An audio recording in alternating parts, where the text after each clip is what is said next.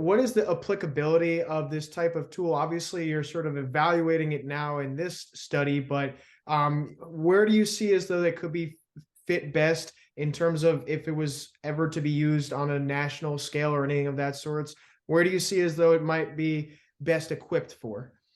That's a great question. I'm hoping at the end of our current trial, our results are positive and actually leads to it being adopted more widely across the nation. I think the primary focus, no pun intended, is primary care clinics. Because that is the front lines where most patients come in. But there has been interest from other groups. For instance, I was talking to a group that evaluates patients with liver disease who also have cognitive complaints.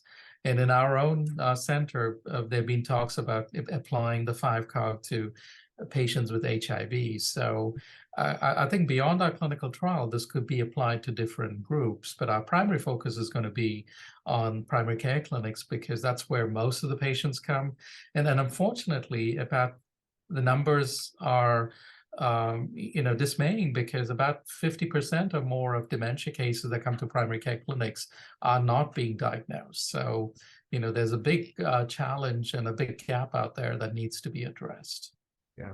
You touched upon HIV for a second. I know that a lot of viruses, including COVID, have kind of been associated with a lot of the cognitive concerns afterwards. Has the thought ever been to maybe possibly see if this could be an instrument or a tool that could help out COVID patients or mild cases of COVID? Because I know that the post-COVID symptoms right now, there's a lot of them. There's sort of a little bit of confusion as to how to best assess them. So I'm just curious if you guys have ever thought that could be a possibility as well.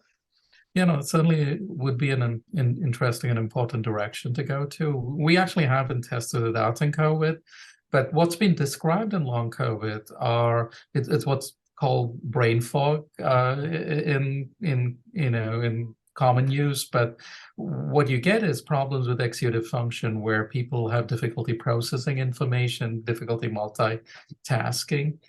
And it's possible that some elements of the 5-cog, especially the motoric cognitive risk part, which is the slow gait or the symbol match, might tap into some of those domains.